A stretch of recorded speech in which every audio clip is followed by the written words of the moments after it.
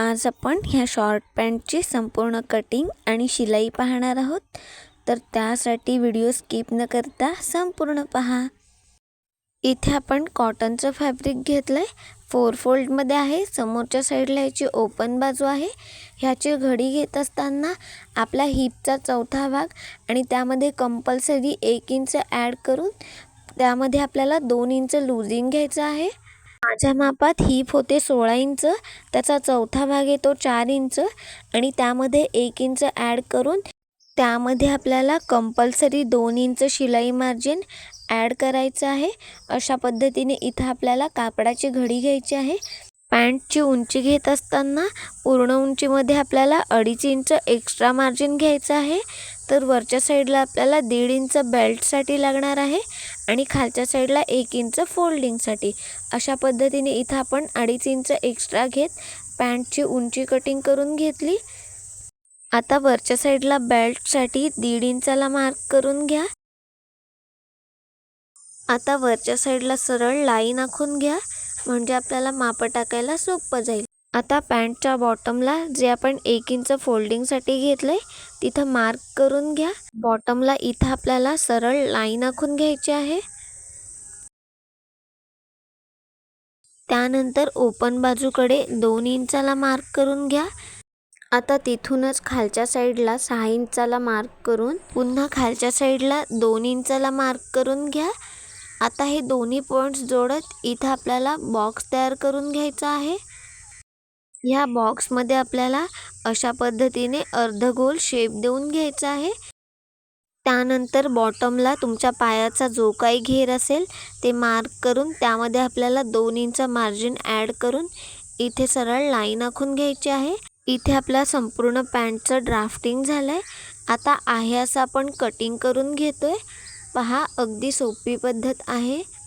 अशा पद्धतीने कटिंग केल्यानंतर आपल्या कापडाचे असे 2 पार्ट तयार होतात। पहा, आता आपण शिलाई करून घेतोय। आपले दोन्ही पार्ट आतल्या साईडने अशा पद्धतीने एकमेकावर ठेवून घ्या। इथे पहा, आपल्या कापडाच्या बाहेरील बाजू ह्या आतल्या साईडला आहे। आता इथे आपण शिलाई करून घेतोय। आपला जो गोलवा शेप आहे त्यावर आपल्याला डबल शिलाई करून घ्यायची आहे। पहा, आपली सिंगल शिलाई करून झाली की तिथेच लगेच आपण कापड फिरवून डबल शिलाई करून घेतली। एका बाजूची शिलाई झाली की पुन्हा आपण दुसऱ्या बाजूला सुद्धा एकदा बितपत शिलाई मार्जिन घेत इथे डबल शिलाई करून घेतोय। इथे पाहताय आपण कापडाच्या दोन्ही बाजूला शिलाई करून घेतली। आता हे कापड आपल्याला मध्यातून अशा पद्धतीने फोल्ड करून घ्यायचं आहे। आपण जी कमरेच्या इथून शिलाई केली होती त्या दोन्ही शिलाई आपल्याला अशा पद्धतीने मध्यात ठेवून घ्यायच्या आहेत। आता आपण पॅन्टला बाहेरच्या साईडने शिलाई करतोय, त्यासाठी ही पॅन्ट पलटवून घ्या।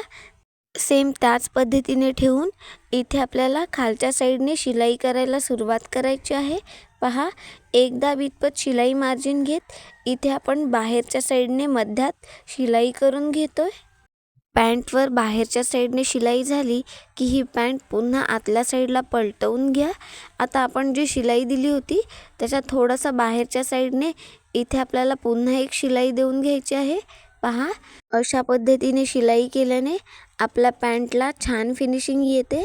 आता आपण पॅन्टच्या बॉटमला शिलाई करतोय। पहा, बॉटमचं कापड अर्धा इंचाला आतल्या साईडला डबल फोल्ड करून घ्या। त्यावर आपल्याला अगदी कडेने टीप देऊन घ्यायची आहे। आपल्या चॅनलवर ह्या पॅन्टसोबतच लहान बाळाचे टोपडे, हातमोजे, पायमोजे असे बरेचसे व्हिडिओज आहेत, ते सुद्धा नक्की पहा। इथे पाहताय आपण पॅन्टच्या एका बाजूला शिलाई करून घेतली। आता याच पद्धतीने आपण दुसऱ्या साईडचं सुद्धा बॉटमचं कापड अर्धा इंचाला आतल्या साईडला डबल फोल्ड करून त्यावर आपण कडेने टीप देऊन घेतोय। तुम्हाला जर पॅन्ट नंतर फिटिंग करायची असेल तर सुरुवातीला तुम्ही ही शिलाई केलीत तरी सुद्धा चालेल, त्यानंतर मध्यातली शिलाई करून घ्या। इथे पाहताय आपण पॅन्टच्या दोन्ही बाजूला बॉटमला शिलाई करून घेतली। आता ही पॅन्ट बाहेरच्या साईडने पलटवून घ्या। आता आपण कमरेच्या इथे वरच्या साईडला इलास्टिक लावतोय, त्यासाठी अर्धा इंचाला कापड आतल्या साईडला फोल्ड करून पुन्हा 1 इंच मार्जिन सोडून त्यावर आपण खालच्या साईडने टीप देऊन घेतोय. आता एवढंच मार्जिन घेत इथे आपण कडेने टीप देऊन घेतोय.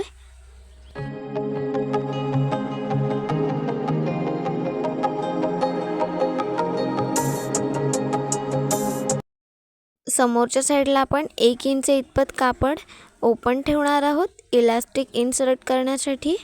कमरेसाठी इथं आपण लहान आकाराची इलास्टिक घेतली आहे. आपली कमर आहे 16 इंच, म्हणून ह्याची लांबी मी 14 इंच घेतली आहे. पहा, आता पिनच्या सहाय्याने आपण जिथे 1 इंच कापड ओपन ठेवलं तिथून आतल्या साईडला इन्सर्ट करून घेतोय.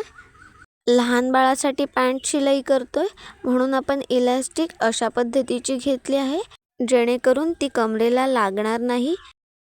पहा, इथं आपण दुसऱ्या बाजूने इलास्टिक बाहेर काढून घेतली. आता कमरेच्या भागाचे इथलं कापड जे जवळ आलंय ते संपूर्ण कमरेच्या भागावर पसरवून घ्या. त्यानंतर इलास्टिकची दोन्ही टोकं एकमेकावर ठेवून इथे आपल्याला त्यावर टीप देऊन घ्यायची आहे. टीप देते वेळेस सगळ्यात लहान शिलाई घ्या. त्याचसोबत इलास्टिकवर 2-3 शिलाई करून घ्या जेणेकरून ती निघणार नाही. पहा, इथे आपण शिलाई करून घेतली. आता ही इलास्टिक कमरेच्या भागाच्या इथे आतल्या साईडला इन्सर्ट करून घ्या. आता आपण जे 1 इंच कापड ओपन ठेवलं होतं त्यावर टीप देऊन घ्या. इथे आपल्या शॉर्ट पॅन्टची संपूर्ण कटिंग आणि शिलाई झाली आहे. तुम्हाला ही व्हिडिओ कशी वाटली ते कमेंट करून नक्की कळवा आणि व्हिडिओ संपूर्ण पाहिल्याबद्दल मनापासून धन्यवाद.